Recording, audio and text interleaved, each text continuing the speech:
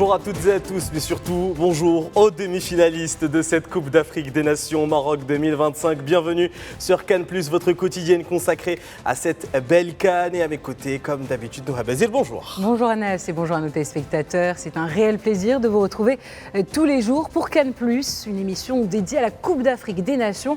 Aujourd'hui, on avance un pas, on fait un pas de plus dans cette compétition. Certaines équipes ont atteint les demi-finales, d'autres restent toujours en quart de finale. Mais avant tout, on va présenter deux invités qu'on a aujourd'hui sur notre plateau. Mohamed El Barkili, vous êtes analyste tactique. Bonjour. Bonjour, ça fait plaisir d'être avec vous à nouveau dans cette émission et afin d'analyser les matchs de quart finale disputés dans cette CAN formidable. Merci Mohamed d'être venu. Et à vos côtés, un homme qui était présent lors d'une des premières de cette émission, Karim Baldé, journaliste sportif. Merci de nous rejoindre sur le plateau de Cannes+. Et merci pour l'invitation. Bonjour à toutes, bonjour à tous. Et puis content pour le Maroc. Le Maroc et le Sénégal, donc Aussi. on va évoquer dans cette édition de Cannes+. Et avant ça, comme d'habitude, on passe au flash de la CAN.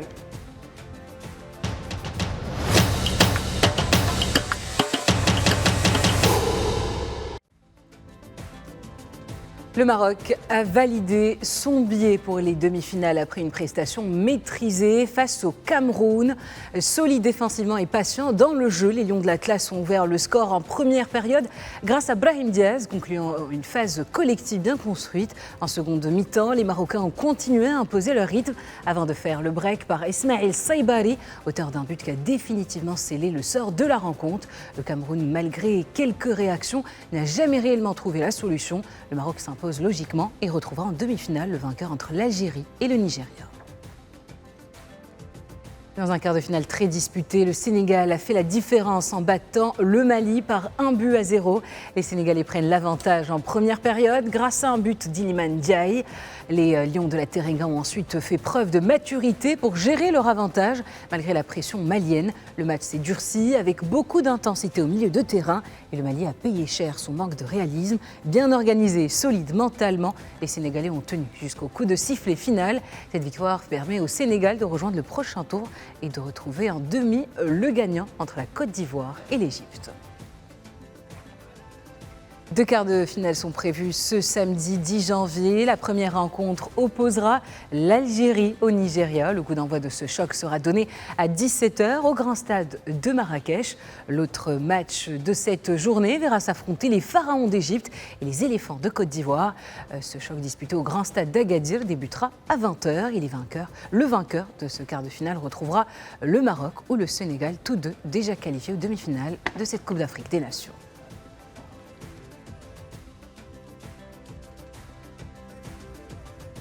Voilà, c'était l'essentiel de ces quarts de finale disputés hier entre le Maroc et le Cameroun, mais également le Sénégal et le Mali. Et tout de suite, on va parler un peu plus en détail de ces rencontres dans le débrief.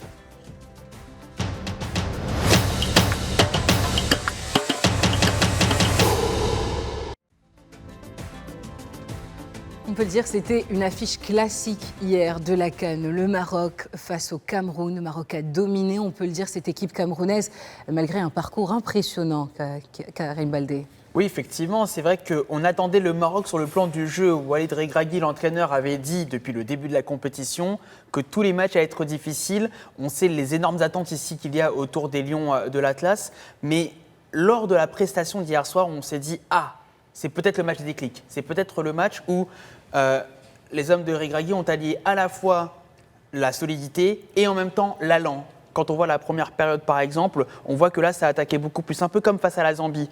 Et c'est ce que j'ai bien aimé dans l'équipe d'hier soir, c'est qu'ils n'ont pas attendu que le Cameroun fasse le jeu, ils n'ont pas attendu que le Cameroun marque, par exemple, un but. Non, ils ont tout de suite pris l'ascendant sur la rencontre et ils n'ont jamais lâché derrière. Donc voilà pourquoi c'est le match référence pour l'instant du Maroc dans cette CAN à domicile.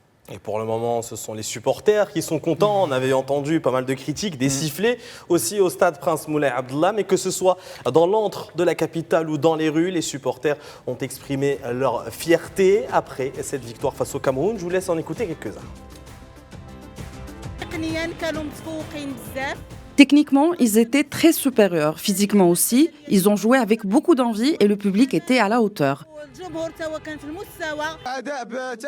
Nous sommes très heureux de la qualification. Inch'Allah, la coupe restera au Maroc.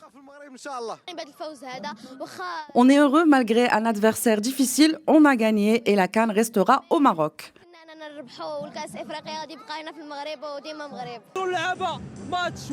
Le match était de haut niveau, le jeu aussi, Dima Maghreb.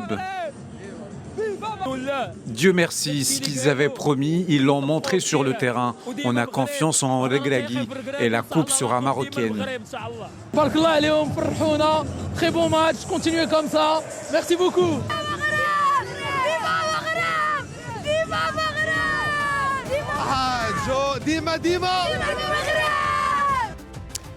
On a vu la même composition que face à la Tanzanie dans cette rencontre, un 11 inchangé. Et pourtant, dans le contenu, on a vu des choses bien plus différentes. Qu'est-ce qui a changé, selon vous, Mohamed, entre le match face à la Tanzanie et ce match-là face au Cameroun? Alors, en premier lieu, ce quart de finale, ce fut une véritable symphonie stratégique, une confrontation paradigme où la flexibilité positionnelle a prévalu l'intensité verticale camerounaise. Donc, pour moi, la victoire d'hier était le fruit d'une ingénierie tactique de Walid Regragui, qui a été adapté à une certaine flexibilité positionnelle remarquable, tout en essayant fidèle aux phases de jeu et aussi à la localisation de la balle.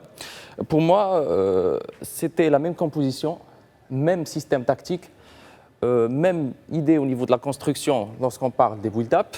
Et on a remarqué que le Maroc a adopté un système de 4-3-3 nominal vers un 2-3-5 asymétrique ou parfois 3-2-5 asymétrique selon la mobilité du pivot et la Henaoui.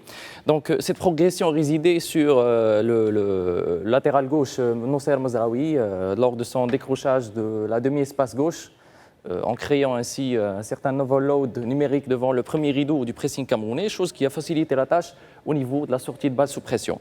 Si on parle aussi de milieu de terrain, on peut parler du duo El Khannous et aussi Sibari. C'était un duo instrumental au niveau de la circulation de la balle, au niveau de la fermeture des intervalles. Aussi la Henaoui qui dictait le tempo. Et qui a fait un grand travail au niveau de l'assurance défensive. Et je pense que aussi au niveau de la progression, on progressait avec le troisième homme, donc chose qui a contourné les marquages individuels camerounais. Donc pour moi, c'était un match colossal, un match qui nous a montré que l'équipe nationale peut remporter avec une certaine facilité cette Coupe d'Afrique, tout en essayant d'être fidèle parfaitement au principe de jeu collectif. Une fine analyse. Hein. Vous voulez ajouter quelque chose? Oui, juste pour ajouter à ce qui a été dit, qui est parfaitement juste, c'est surtout que cette fois-ci, ils ont pu absorber l'absence d'Azine Ounahi. On sait que c'est l'un des joueurs essentiels du système de Walid Regragui. Il disait toujours que c'est l'un des deux joueurs qu'il couchait tout de suite sur la feuille de match parmi les 11. Et c'est ce qui a même un peu timoré la sélection face à la Tanzanie. Voilà, exactement. Et comme on a appris sa blessure juste avant le match, on l'a vu arriver en béquille. Donc forcément, ça va un peu perturber l'équipe en première période, notamment face à la Tanzanie. Alors que là, avec El Khannous notamment et Saïbari, voilà, là on voit que tout a bien été mis en place. Ils ont eu le temps de travailler ce système-là avec ces joueurs-là pour qu'ensuite ils puissent livrer une grande prestation hier soir. Alors justement, une grande prestation, un beau visage qu'a montré hier soir le Maroc. Je vous propose de visionner ensemble la réaction de Walid Regragui et son avis, son opinion sur ce match en conférence d'après-match. Merci, surtout merci aux joueurs, au public اليوم. Aujourd'hui, احنا في المغرب واحنا في الدار. Quand on joue comme ça, on joue à 12 قلتها, donc aujourd'hui on a joué à 12. Le match, on a fait une des meilleures premières mi-temps, je pense, que depuis la Coupe du Monde. Peut-être depuis le match du Brésil aussi, la première mi-temps. En tout cas, beaucoup d'intensité, beaucoup de rythme, beaucoup de pressing. On s'est créé des situations. On ouvre le score sur un coup de pied arrêté après beaucoup de coups francs, beaucoup de corners. Je pense que la victoire, elle est méritée. En deuxième mi-temps, ça s'est rééquilibré, même en termes de possession. Alors, est-ce qu'on a fait exprès de reculer? Ce n'était pas notre objectif au départ. Mais je pense que Cameroun a changé de système, est passé à 4 derrière, a plus pris de risques aussi dans ses sorties de balles. A joué beaucoup long, ça nous a obligés à reculer aussi sur les deuxièmes ballons, sur les duels. C'est une équipe qui met beaucoup d'intensité, beaucoup de rythme. J'espère qu'on ne va pas payer cette intensité au prochain match. En tout cas, voilà, c'est historique. Ça faisait 22 ans que les Marocains n'avaient pas vu l'équipe nationale en demi-finale de la CAN. Je pense qu'ils le méritent. Ils le méritent, le public, les joueurs aussi, parce qu'ils veulent marquer l'histoire. Maintenant, comme je leur ai dit, il faut garder les pieds sur terre. Il y a un match qui nous attend, qui doit être encore plus historique pour continuer l'aventure. En tout cas, aujourd'hui, c'était un match plein. On va essayer de récupérer le plus vite possible. Féliciter aussi le Cameroun, qui a fait un très gros match, qui nous a poussé dans nos derniers retranchements, avec un coach qui fait un super travail, une équipe jeune, qui aura son mot à dire dans les années à venir. Non, on est très content pour la victoire, la qualification. On a fait un grand match. Je pense que la victoire et la qualification s'est méritée aujourd'hui. Très bel état d'esprit. On a montré un très beau visage pendant 90 minutes. Donc on est très content du match et de la qualification. Donc alhamdoulilah, et maintenant on a réussi à briser ce plafond de verre là qui était là depuis une vingtaine d'années où voilà, on n'arrivait pas à passer les quarts de finale. Maintenant c'est fait, donc mais on ne veut pas s'arrêter là. C'est pas une fin en soi. On est des compétiteurs et on sait où on veut aller, donc on va bien récupérer et se projeter sur la demi-finale. Marseille, ce qui reste impliqué quand même dans cette équipe marocaine. Il n'a pas joué de minutes depuis le premier match face aux Comores. Mais c'est le porte-parole. Ouais, c'est ça, exactement. Karim, je vais rester avec vous. Moi, il y a un petit extrait de Walid Regragui qui m'a un peu titillé. Il dit que c'est la meilleure première période, en tout cas la première période face au Cameroun, était la meilleure première période qu'il a vue depuis la Coupe du Monde ou même le match face au Brésil. Il y a 3 ans qui se sont passés quand même depuis cette compétition et depuis cette victoire face au Brésil. Pourquoi est-ce que ça a pris autant de temps, selon vous, à trouver enfin une formule magique pour gagner ce match? Bon, pour moi, il y a une première raison qui est indépendante de Walid Regragui, c'est le calendrier. Parce que depuis la Coupe du Monde, finalement, pour le Maroc, alors hormis la CAN en Côte d'Ivoire, et c'est vrai, là, il y a eu cette défaite face à l'Afrique du Sud qui a un peu surpris tout le monde, mais en réalité, le reste du temps, il y a beaucoup de matchs face à des équipes plus faible, et même beaucoup plus faible que le Maroc dans les éliminatoires de la Coupe du Monde, par exemple 2026. Donc le Maroc n'a pas eu beaucoup de tests en réalité depuis la Coupe du Monde, et c'est pour ça que là, dans les grands moments, c'est là où on voit l'équipe se révéler. La déception ivoirienne est maintenant passée, mais là vraiment, on voit que oui, c'est peut-être la meilleure première période depuis 3 ans, et moi je la mettrais peut-être avec la Zambie, sauf que la Zambie c'était un niveau inférieur. Là on est en quart de finale d'une CAN. On est dans un niveau où, au niveau aussi de la pression, forcément elle est beaucoup plus importante qu'un match de poule. Et c'est pour ça que les joueurs ont répondu présent, parce que cette fois-ci, ils étaient un peu plus libérés que lors des premiers matchs où ils étaient parfois timorés, même contre la Tanzanie, c'était assez timoré. Ils avaient un peu peur de mal faire. Sauf qu'il faut faire à un moment donné. Et quand ils font, ils ont la qualité pour bien faire, et c'est ce qu'ils ont fait, je trouve, hier soir. Comme vous le dites, ils ont été libérés, mais c'est vrai que cette équipe marocaine, au fil du temps, enfin ça fait 3 ans, on va dire 3 ans vides, plus ou moins, mais c'est 3 ans aussi pour former une équipe. Petit à petit, on a vu l'apparition de nouveaux profils, le petit Hamza Egaman, il a fallu un peu de temps pour que ces joueurs fassent leurs preuves et pour qu'il y ait une belle sélection. Et justement, ça tombe à pic pour cette Coupe d'Afrique des Nations. Et justement, on va regarder Walid Regragui, ce qu'il en pense en fait de cette composition qui revient, mais un jeu complètement différent qu'ont montré les Marocains hier. Et il parle de confiance, justement. La gestion des émotions. Ma tqodroch mni ken 25 minutes ou 30 minutes, bghito tbedlo nos farqa. Ça n'a jamais été mon état d'esprit. C'est jamais comme ça que fonctionne un groupe. C'est jamais comme ça que fonctionne une équipe. Fallait redonner de la confiance à Bilal, à Isma, à Neil aussi, recorriger un peu l'Imadernash Mzien pour être meilleur. Moi, j'ai préféré garder la deuxième mi-temps de la Tanzanie que la première. Ça s'appelle être positif. Entre le négatif, c'est le positif. Vous avez raison tous de signaler cette mi-temps contre la Tanzanie, mais nous, on est resté sur la deuxième mi-temps de la Tanzanie. Et on a beaucoup travaillé sur les 3-4 jours.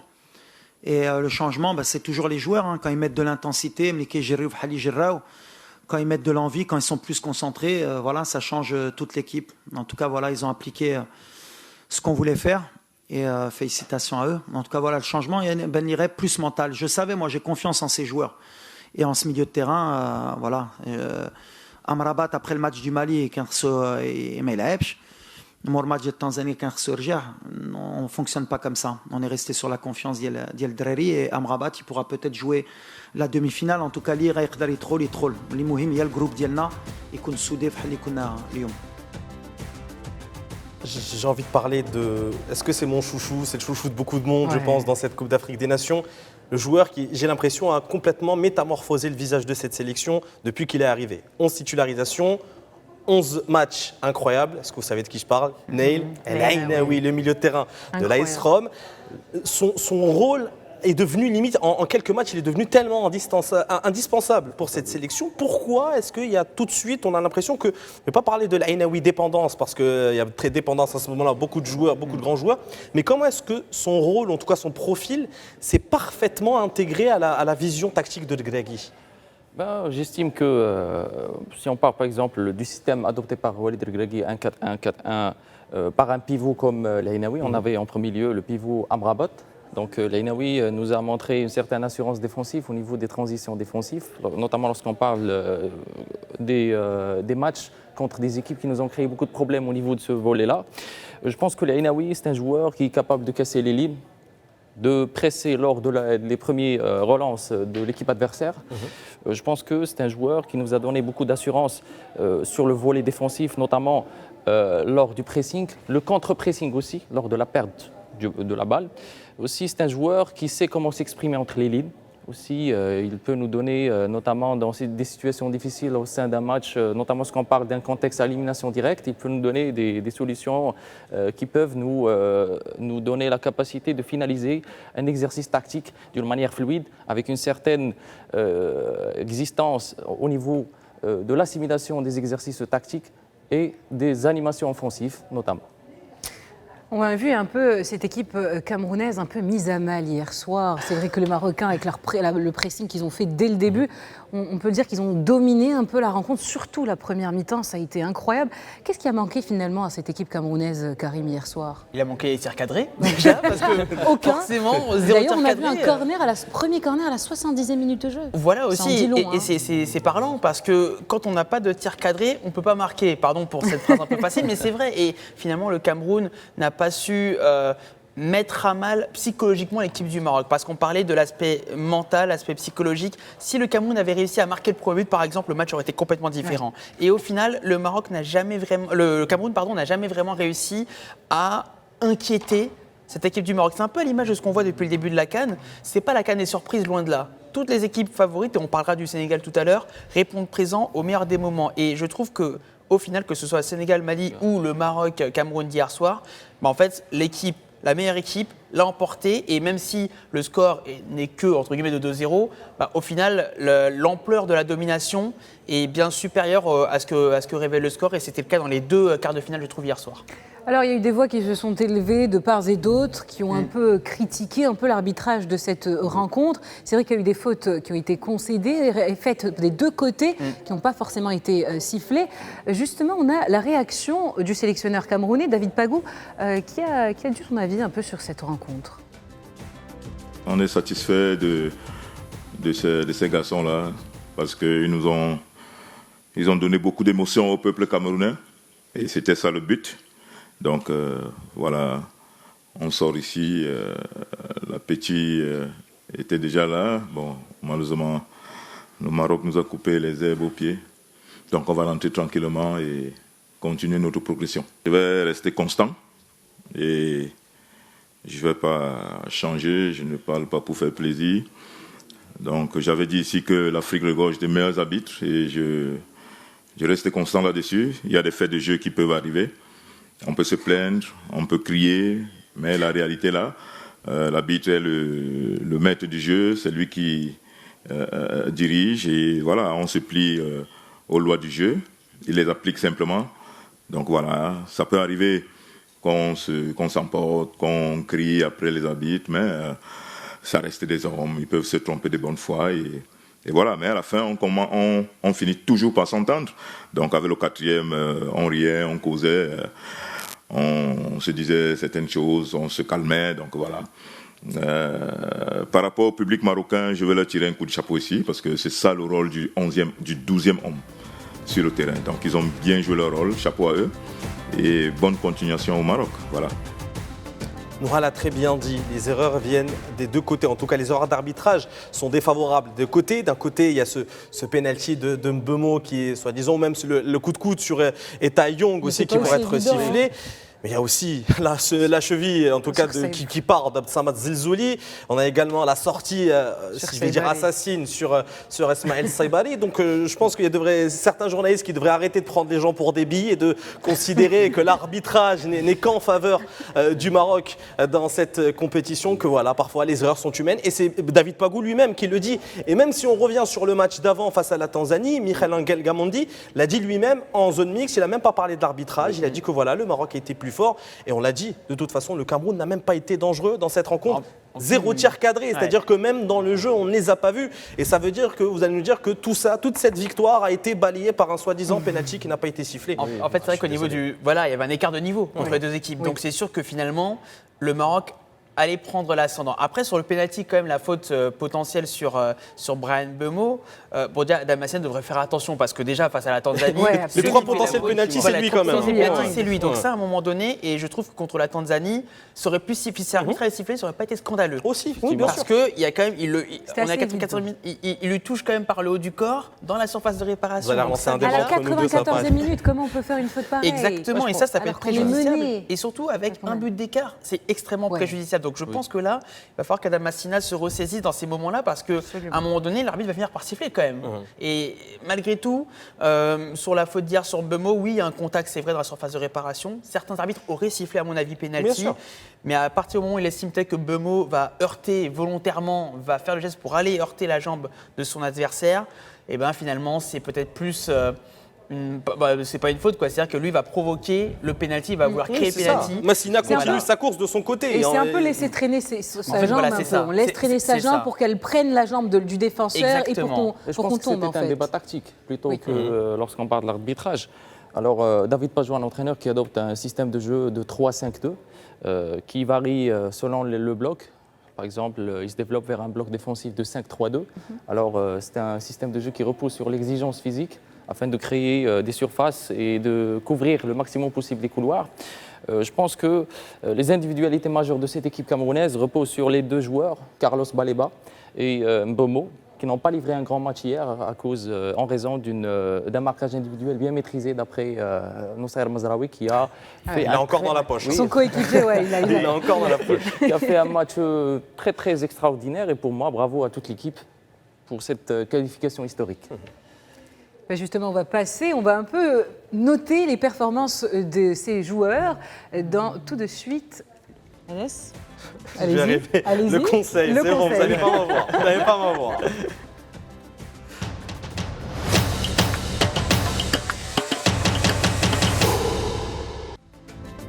Alors, allons à nos ardoises. Chacun prend son ardoise. L'exercice est évident. On va noter chacun. Je vais vous demander d'inscrire l'homme du match de cette rencontre, le meilleur joueur de ce match Maroc-Cameroun, selon vous.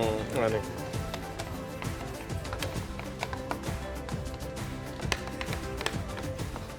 Moi, j'ai déjà trouvé. Ouais, Inaoui, Ah, même pas.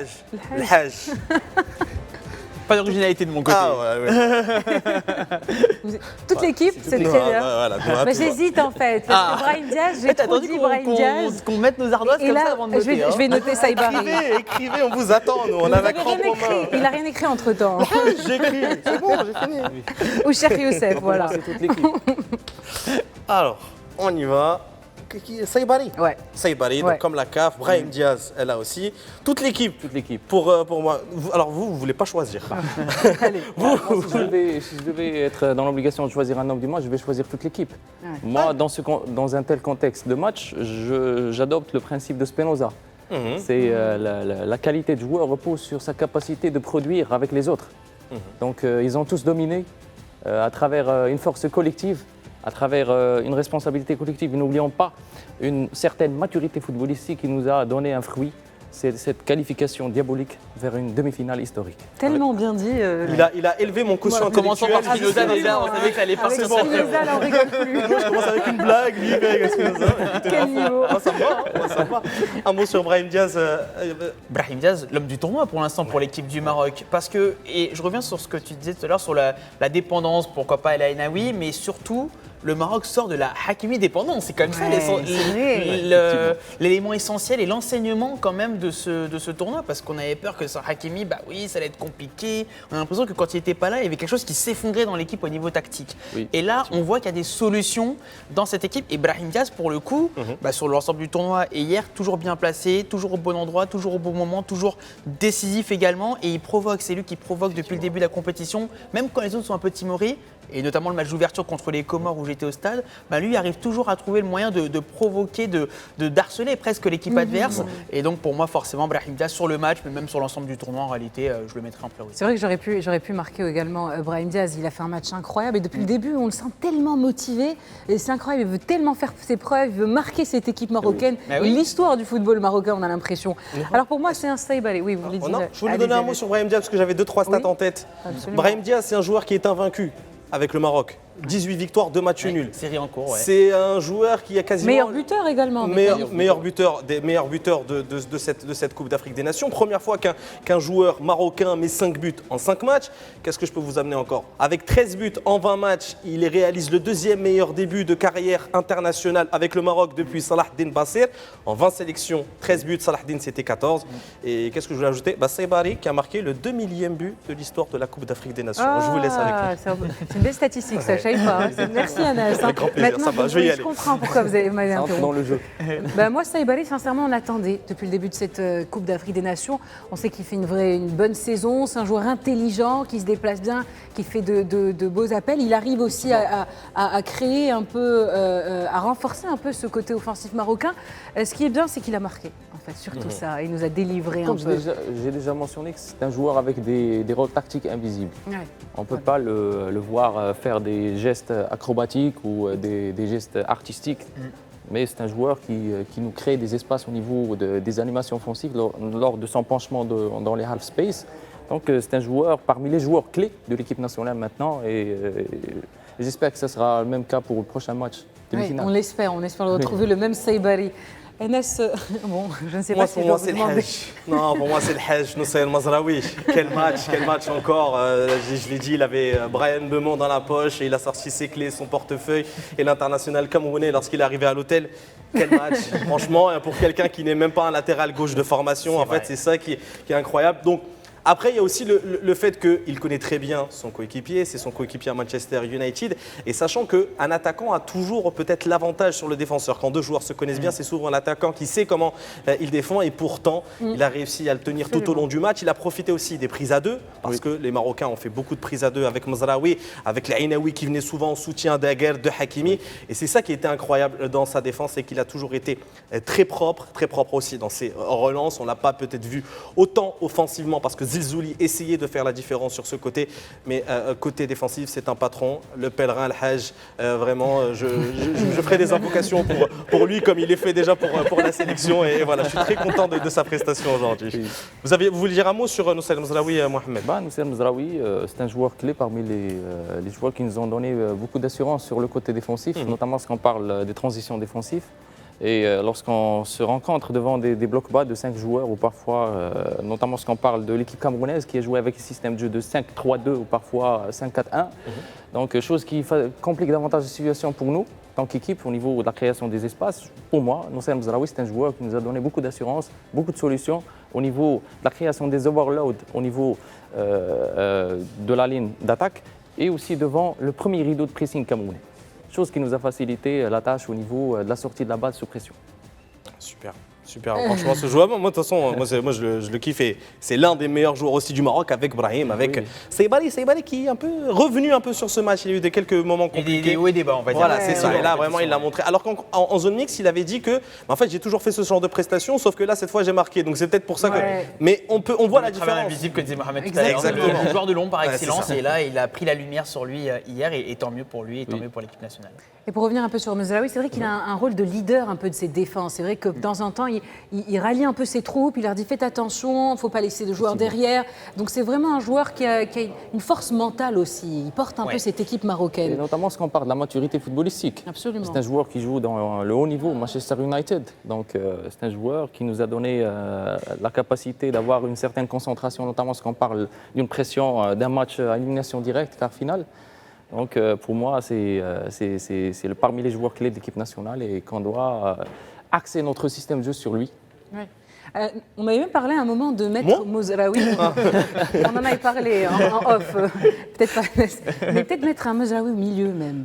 On avait pensé à ça parce que c'est vrai que c'est un joueur qui peut vraiment, qui arrive à lire entre les lignes. C'est une très bonne idée tactique. Ouais. Tout en lui donnant si on met un poste. Anas Salahdine à gauche, parfois lui donner un deuxième sentinelle à côté de l'Ainaoui. Oui, exactement. Ça aussi, absolument. On a vu des entraîneurs qui ont déjà entraîné Moussa Mzraoui, lui ont exploité dans un poste de deuxième pivot, deuxième casseur, avec son caractère défensif, chose qui a donné beaucoup d'assurance défensif, que ce soit au niveau des transitions, attaque-défense, défense-attaque.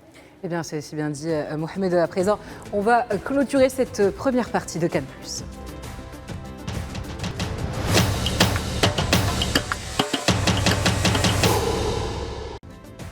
Deuxième partie consacrée forcément à l'autre quart de finale. Et Pape en a très bien parlé. Ce quart de finale entre le Sénégal et le Mali. Petite victoire du Sénégal, mais une victoire maîtrisée malgré quelques petits éclairs de la part des Aigles du Mali. Mais malgré tout, le Sénégal continue son bonhomme de chemin. Et il attend cette fois l'Égypte et la Côte d'Ivoire. On va pronostiquer ces matchs-là après. Mais Karim, ce match-là, pour vous, il est rassurant pour les supporters sénégalais ou est-ce qu'il y a encore une marge de progression pour les Lions ? On a abordé à l'instant la marge de progression, c'est sur l'efficacité en seconde période pour faire le break. Mais moi, ce que je retiens quand même de la victoire des Lions de la Teranga, c'est la sérénité absolue et le fait que finalement, malgré le but d'écart, c'est pas révélateur. Il aurait pu y avoir 4-0 hier, il faut être honnête. Tant les Sénégalais ont des occasions, notamment en seconde période, ils ont continué à aller de l'avant, ils ont continué à pousser, ils ne sont pas arrêtés de jouer en disant bon, on va attendre un peu les Maliens. Il y a eu 2-3 alertes à un moment donné, mais rien de particulier. Et pour moi, c'est dans la lignée de ce que le Sénégal produit depuis ces derniers mois. Et au niveau psychologique, pour moi, le déclic, ça a été le Sénégal-RDC au mois d'octobre dernier, au Stade des Martyrs, où là, on a vu qu'ils arrivaient à revenir au score malgré un déficit de 0-2 pour gagner 3-2. Et d'ailleurs, l'un des hommes forts ce jour-là, c'était Pape Gueye. Et Pape Gueye, pour moi, c'est l'un des hommes forts du tournoi également. Donc forcément, il n'y a pas de place au hasard. Et clairement, cette équipe sénégalaise, elle est bien constituée. Et puis, il y a deux équipes en une en réalité. Quand on voit les changements, d'accord, on sort certains. On peut sortir un Pape Gueye, on va voir Lamine Camara, on peut sortir un Iliman Ndiaye, on va voir un Ibrahim Baye, par exemple. Pape Gueye a un problème de riche, comme le Maroc, au final. Je pense que c'est encore plus le cas avec le Sénégal, parce que là, vraiment, tous les postes sont doublés et certains même sont triplés. Et voilà pourquoi le Sénégal peut avancer sereinement dans cette compétition. Mohamed Bakili, est-ce que vous pensez que le Sénégal, hier, n'a pas été assez tranchant en fait face au Mali ? Qu'est-ce qui aura manqué à cette équipe du Sénégal pour montrer ça reste efficace. Oui, ils sont qualifiés pour les demi-finales, il faut le préciser. Mais on les a sentis un peu sur la retenue. Est-ce que c'était le Mali qui a été assez solide pour faire face à cette équipe ? Alors, je crois que c'était un match ardu entre deux équipes avec des systèmes de jeu qui diffèrent. Alors, une équipe malienne qui a débuté son match avec un système de jeu de 4-4-2 médian, bloc médian. Donc, dans un objectif de créer une certaine fermeture des intervalles de passe et aussi des angles de vision pour l'équipe sénégalienne. En face, on trouve l'équipe sénégalienne qui a joué avec un système de jeu de 4-2-3-1, donc avec deux pivots, tout en essayant de se projeter dans les lignes et aussi de permettre à des joueurs comme Sadio Mané de s'exprimer entre les lignes, de créer une certaine supériorité numérique. Alors, je pense que la manière avec laquelle l'équipe malienne a géré le match, c'est elle qui a compliqué davantage la situation pour l'équipe sénégalienne, notamment lorsqu'on parle des joueurs comme Diaye, comme Khalidou Koulibaly, comme Sadio Mané. Donc ce sont des joueurs qui sont capables de basculer une rencontre à tout moment. Donc pour moi, c'était un match 50-50.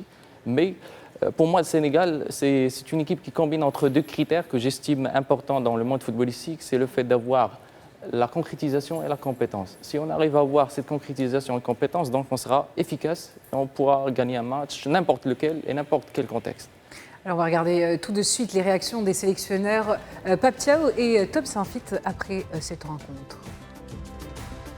L'objectif a été atteint. On s'attendait à un match très engagé de la part de l'équipe malienne, voilà, qui a ses qualités, qui nous ont vraiment posé des problèmes. Maintenant, nous, on voulait vraiment être patient et attendre au bon moment pour leur faire mal. Ben, c'est des choses qui ont été faites. Voilà, maintenant, il faut féliciter à l'équipe du Mali. Même à 11, à 10, ils nous ont posé d'énormes problèmes. Après, nous, on a su gérer et aussi, si on regarde vers la fin, si on était plus lucide, on pouvait aussi mettre à 2 ou 3-0. Mais maintenant, la chose la plus importante a été, c'était de se qualifier. On est passé au prochain tour pour les demi. Je pense au début, le Sénégal est mieux que nous. Mais on encaisse un but pas nécessaire. C'est une faute individuelle d'un joueur qui a joué très bien après, parce que le gardien a fait un très bon match, des bons parades, des bons saves. Mais le petit faux, c'est le but. Après le carte rouge pour mon capitaine, une décision correcte de l'arbitre. Pour moi, c'est carte rouge, c'est un deuxième carte jaune. C'est un faux pas nécessaire juste avant le mi-temps. J'ai dit aussi au mi-temps, l'arbitre, c'est une décision correcte. Mais ça crée des difficultés. C'est le 3e match derrière l'autre qu'on joue avec 10 contre 11. Premier mi-temps, carte rouge comme contre Tunisie. Et on ne peut pas prendre des risques plus vite parce qu'avec un joueur en moins, prendre des risques quand c'est 2-0, c'est fini. On sait ça. On a balancé entre attendre un peu, step by step, prendre des risques. Et les dernières 10 minutes, on a fait tout pour égaliser. Et je peux seulement être fier de mon équipe. Je suis très fier de mes aigles, de chaque joueur, de chaque individu, l'équipe tous ensemble, de mon staff. Chaque personne a fait un travail fantastique et pour moi, mon équipe sont mes héros. Mes félicitations au Sénégal encore une fois, mais mes joueurs sont mes héros.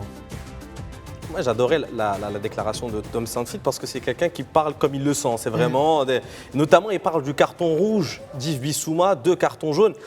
Il le dit, décision correcte. Et même pour moi, je ne comprends pas comment on peut être, je ne vais pas utiliser le mot stupide, mais si peu intelligent pour réaliser 2 fautes. En plus, c'est 2 fautes, les 2 mêmes fautes. 2 fautes, et de la part d'un joueur capitaine. dos au jeu et de la part d'un capitaine. Et déjà, est-ce que... En plus, le Mali, pour moi, à 10 contre 11, a mieux joué quand c'est vrai, mais ils ont eu une certaine habitude maintenant, parce que c'est quand même la 3e fois du tournoi. Il y a eu le match contre la Tunisie, où ils ont joué plus de 100 minutes quand même en infériorité numérique. Il y a eu la fin de match contre les Comores, même si là, il y avait beaucoup moins de temps. Et c'est dommage d'ailleurs. Bissouma, moi non plus, je ne comprends pas. T'es le capitaine de l'équipe, tu as déjà un carton jaune en première période. Mais reste tranquille, ne va pas commencer à faire des fautes aussi stupide. Non, mais il aurait eu 19-20 ans, on aurait compris. Oui, mais là, Bissouma, c'est un joueur de Tottenham, un joueur expérimenté, le capitaine qui porte le brassard. Et on ne peut pas, comme il a eu son discours dans le vestiaire après la qualification, je crois, après le 2e match du Mali, en disant oui, regardez, rendez-vous à la finale, et après faire ce genre de choses en quart de finale, parce que là, ça pénalise l'équipe. Et comme l'a dit Tom Saintfiet, forcément, en infériorité numérique, on est obligé de faire les choses différemment. On est obligé d'être plus défensif, plus dans l'attente. Et face au Sénégal, à un moment donné, ça passe pas. Donc oui, Bissouma, pour moi, c'est un capitaine qui a manqué son rendez-vous et qui a pénalisé son équipe en la laissant à 10 contre 11 pendant 45 minutes. C'est justement, ça a pénalisé son équipe. Anas, vous venez de le dire. Ils ont mieux joué à 10. Est-ce que, Mohamed, imaginons que Bissouma n'avait pas écopé d'un carton rouge, est-ce que le Mali avait toujours quand même une petite chance de revenir au score lors de cette deuxième mi-temps? Oui, j'estime que l'équipe malienne, c'est parmi les plus grandes équipes organisées au niveau de leur système de jeu, notamment parce qu'on parle d'un système de jeu qui bascule parfois dès un 4-4-2 vers parfois un 4-5-1, tout en essayant d'assurer, créer un bloc défensif compact avec une certaine solidité défensive. Pour moi, le fait de jouer sur les transitions rapides et aussi l'exigence physique pouvait créer la différence pour l'équipe malienne à tout moment. Et des joueurs comme Bissouma qui donnent une certaine assurance défensive, notamment lorsqu'on parle des transitions attaque-défense. Pour moi, si jamais l'équipe malienne n'avait pas reçu le carton rouge, elle avait la possibilité de revenir dans le match. Pour moi, c'est parmi les équipes les plus organisées dans cette compétition.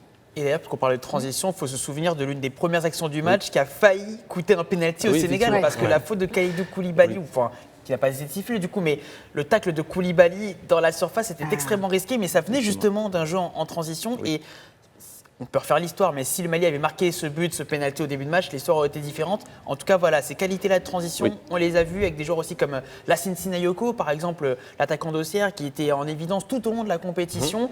Et donc, on a vu à quel point le Mali, même si on les a beaucoup raillés pour le côté défense et parfois faire beaucoup de fautes, mais il y avait quand même cet esprit-là où ils pouvaient rapidement aller vers l'avant, et on l'avait vu notamment lors du match face au Maroc. Moi, c'est ce qui m'a impressionné des fois.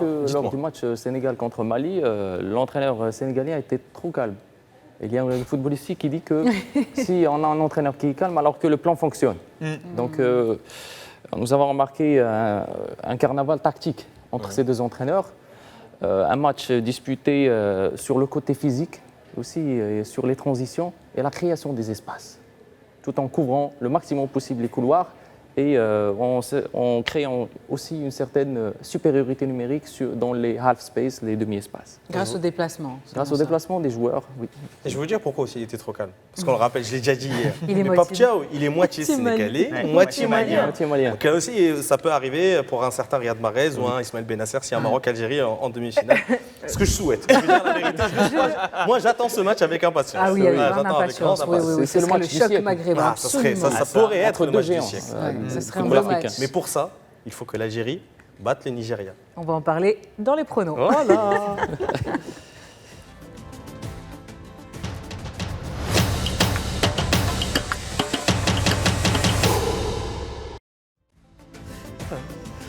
Eh ben, 2 matchs à l'affiche aujourd'hui également, 2 quarts de finale incroyables. Algérie, Nigeria. Le coup d'envoi sera donné à 17h au grand stade de Marrakech.